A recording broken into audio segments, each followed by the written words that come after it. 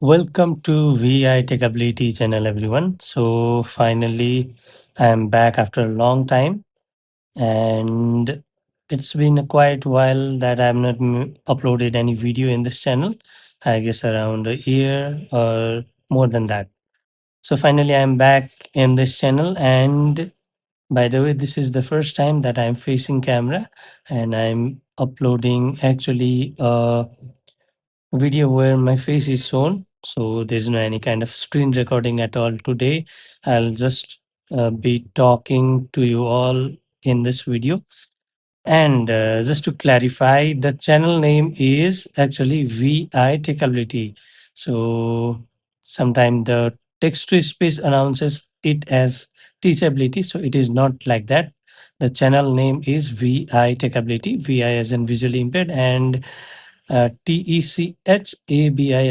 So kind of the counter word to disability. The motto that I thought was tech can make you able. So as we are using the technology, it is kind of giving us independence. So in that regard, I choose this name. Although the tech ability word, there is no any meaning to it in the dictionary. I guess I I am the first person using this word, and maybe we don't know. In future, they might put it in the dictionary. Anyways, so today I will be talking about the recent breakup I had. So, although this is a tech channel and I'm talking about the breakup and all, the relationship thing. So, I actually had a breakup. The 10-year of relationship actually gone away. And the relationship was actually with none other than Android. So now I totally broke up with Android and I am a iOS user. So I'm using iPhone and recording this video through the iPhone that I purchased. Anyways, I will make a separate video on that, what kind of phone it is and all. So I just want to talk about how I am feeling currently by actually changing from Android to iOS. So, what is my perspective? The 10-year-old Android guy, how he feels after changing the whole ecosystem, or let's say, whole operating system from a particular system that he was using to by switching to another one. And I will share my feelings, how I am feeling it, and what are the good things and the ugly things or the bad things that iOS has. So let's start, and first let's talk about the basic things, like the thing that I find interesting in iOS and the thing that I used to find interesting on Android. So in iOS, uh, the things are pretty simple. So in Android, the things like settings and all, they are a bit different according to the operating system, because actually iOS is only made by Apple company, and so that all the things are same regarding all phones. But Android, it is just a operating system, not a kind of system that is whole governed by a single entity. Although Google makes Android, but the mobile phone produced, they are from different company like Samsung and all. So the things like settings and all, they used to be pretty different according to the device, like the simple UI as well. So in a way, it is good, but it is actually kind of difficult or bad for blind or visually impaired, or let's say screen reader users, because in iOS you can simply use any phone you like, because you all know the UI and all. But in Android you need to learn from the basics, so that is kind of bad thing, but we can adjust to it. And another thing regarding Android and iOS is the security system it has. Like Android usually has the fingerprints, but iOS don't have that, the Touch ID and all. What it has is Face ID. So the Face ID that iOS uses is pretty good, and it is secured as well. I have not tried the Face ID in the flagship phones in Android, but in the budget phones, it was pretty bad. My friend could simply unlock my phone, although there was fingerprints, but the fingerprints, that it doesn't work quite well, because if you have some changes in your fingers, like the skin goes away, then it doesn't recognize. So it would be kind of difficult for us regarding, especially in the payment apps like banking apps and other mobile wallets, where you use the fingerprint as a security pin or as a password. But in iOS, though there is no any fingerprints, it uses Face ID, and you can simply do the payments. You don't need to take care of your hands and fingers. Or let's say if your hands are dirty, then also you can use your phone in order to pay. You don't need to just type the whole password. And yeah, I have faced quite a lot time the difficulties in that particular moment where the fingerprint doesn't work and I need to use the password. So obviously I would be using the difficult password for my banking apps, and it would take a time, let's say a minute and all, to just type the password. We will talk about this later in this video about the typing stuff and all. But yeah, it was kind of difficult, and sometimes I used to get the rude behaviors from the shopkeeper as well, because the shop and all, they would be just busy, and if I just take a time to do a single payment, then they would obviously be angry. But after I switched to iOS, I haven't faced that, because the Face ID, it works perfectly just in one time, and I could pay the things easily. And the thing is, regarding the Face ID, so if you are blind or visually impaired, then you just don't need to look at the face, because we actually don't have the idea to where to look particularly at while the Face ID is verifying your face. And you just need to look at the screen or where the phone is. You just don't need to focus on the camera and all. So that is kind of easier for us to just verify our face and do the necessary things.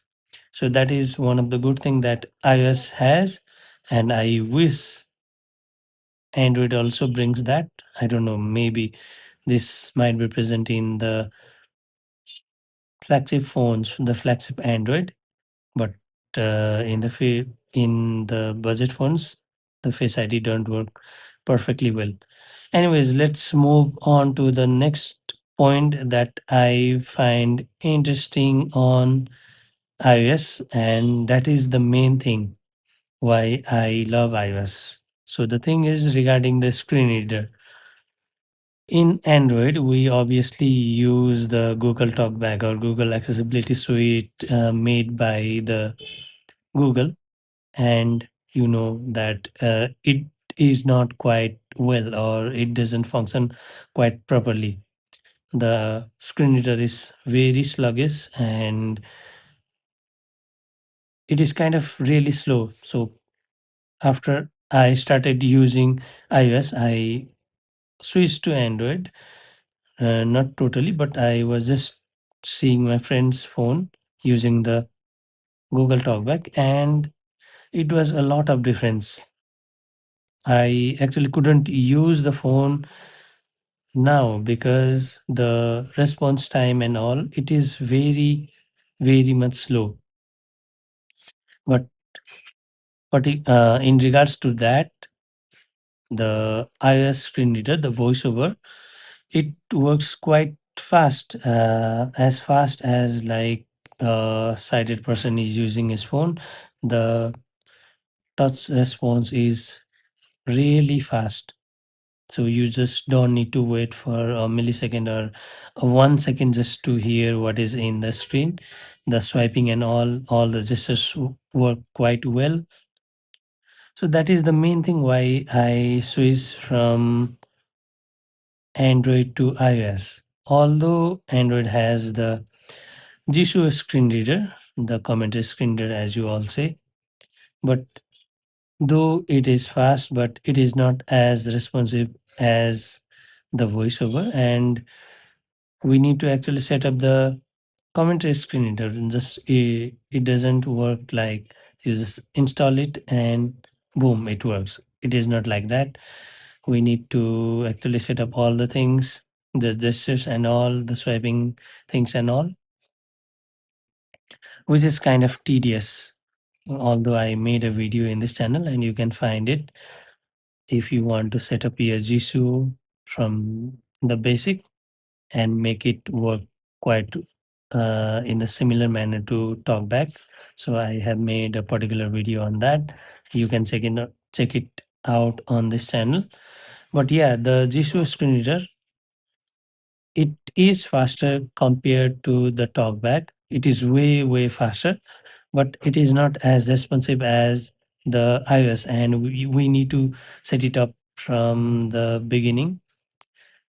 And yeah, although we love technology, but everybody is not fluent in technology.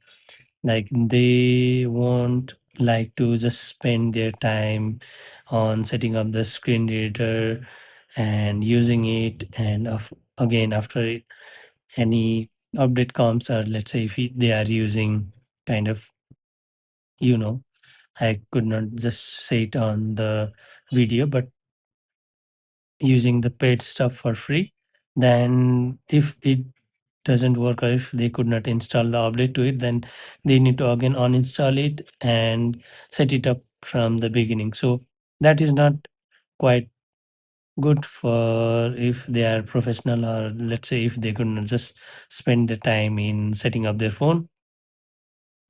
But in regard to that, iOS works quite well. You can just put it out of the box and start using it. You just don't need to set it up from the beginning and all. And the screen reader is responsive like the default system screen reader. You just don't need to install the third party screen reader onto your phone. The system screen reader works quite well. And another thing that I love about the Apple system or the iOS is the company take care of the accessibility. So we have been emailing the Google for making the screen reader, or let's say the talkback responsive, or at least fast for all, fast for us, but till now they have not done anything. They have brought these new features like the image description and all, but the main thing that we need is we want the talkback to be faster, but it is still the same. Although you purchase a phone around spending thousands of dollars, the flagship phone, but still the screen reader doesn't work well. And what is the worth of purchasing that phone if you need to install any third party uh, screen reader to your phone? I can understand, like in Windows, we do install the third party screen reader, like the narrator doesn't work well. You can give a counter argument using that, but at least the Windows has keyboard, like there is some kind of physical thing that you can use to operate your operating system or your device. But in Android, or let's say in touch devices, it is totally touch based. And we know that it is a bit hard for us to use the touch device if there is no screen reader, or if the screen reader is not functioning quite well. So the company actually needs to improve their screen reader in order to make the device accessible, and Google is not doing that. The Android is not doing that. They are just saying, we don't care about accessibility, do whatever you like, be dependent on any third party screen reader, or do whatever, we just don't care of that. But compared to that, Apple is doing quite well. They respond to our email, they just take care of the accessibility and all. Like, I just give you one example. In iOS 26, the voiceover, it doesn't used to work after you update your iOS to 26 and just restart your phone. Many users face that difficulty and they email it, and they are in the fix. Like in iOS 26.1, they will particularly fix that issue, and they respond it quite fast. But compared to Google, they have not done that well. And so that is the thing why I switched to iOS. Yeah, iOS is a kind of costly phone. You need to spend a lot of money purchasing that. But if you have money, then it's worth it. Like, I do not suggest you to purchase a flagship Android phone. I suggest you to go to iOS, because you can actually use the phone as you like. You can use the phone easily. Let me give you one another example, which made me to hate Android. So one time somebody told me to know their phone number, and I was using TalkBack obviously. So what happened is, it took me quite a while to just type the phone number to my dial pad just to save it to my contact. So the typing was really slow, right? But in iOS, the typing is very fast, the screen reader is responsive, and like, there won't happen any kind of accidental touches. I used to think that it was my fault having the accidental touches or the wrong touches in my phone while I was using Android, but it was the problem of the screen reader that I was using, that is TalkBack.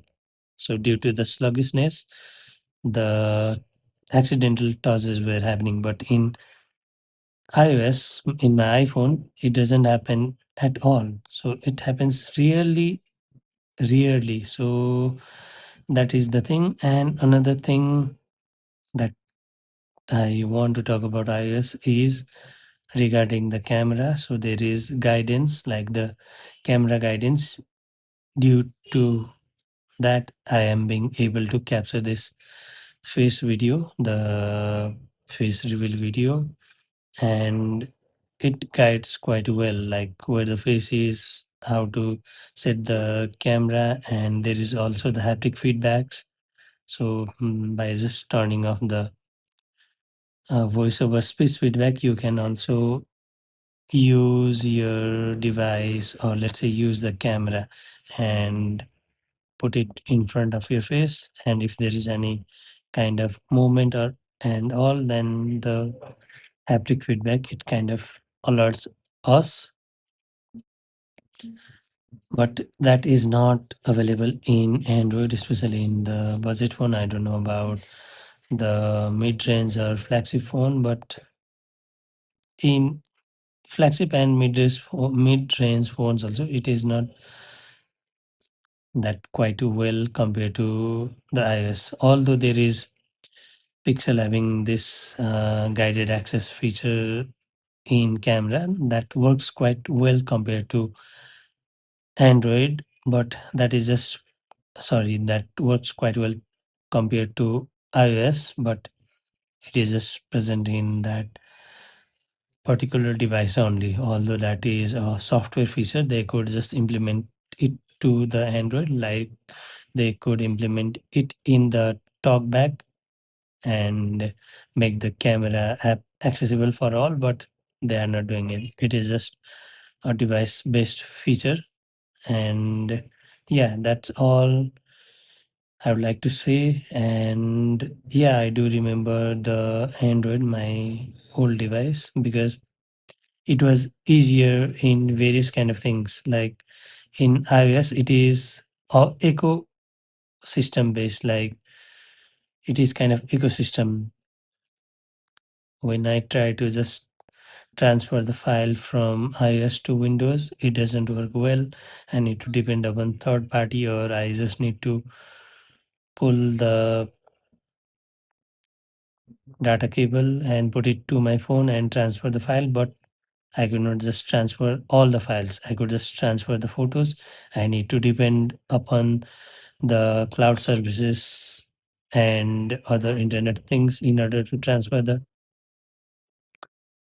files. But that was not in Android. I could just easily transfer files from one operating system to another easily, and I could see what is in my device. I could see all the files and folders made by different apps and all the datas that the apps are saving, but it doesn't happen in iOS. I need to go inside a particular app setting in order to see what data it is saving in my device. Or let's say if I just don't like to uninstall the app, just I would like to clear the data of that particular app, then it doesn't happen. I just need to uninstall and reinstall the app in order to free the storage it is occupying in my device. So these are the, let's say, bad things, or let's say kind of bit unusual or kind of difficult things that I am seeing on iOS. But beside that, why I am sticking to iOS, although Android is particularly bit better for me, uh, according to the operating system wise, is due to the screen reader. I just want to use my phone easily, and it doesn't happen with Android. So I am with iOS for now. Let's hope that Android will improve its thing, the screen reader particularly, and make its operating system accessible not only for the blind and visually impaired users, but just for all, because iOS takes care of all the accessibility needs. Like there are voice access, you could just access your phone through your voice. There are other things, but those things are not present in Android. So I wish that will happen in future. Let's be hopeful to that. So saying that, I am we are at the end of this video, and do let me know how this video went. This is the first time I am making a video like recording myself, and I would say this is the first time I am like revealing the face, because I used to usually make this screen recording video. And do let me know how do I look, how the video went. Please comment and share this video. So that's all for now. I was a bit in uncomfortable to the camera because this is the first time I am recording, but I guess I would be used to it. So anyways, share this video and yeah, comment, like, do whatever you want, and comment in what other topics you want to see the next video on. So thank you all. Thank you for watching this video.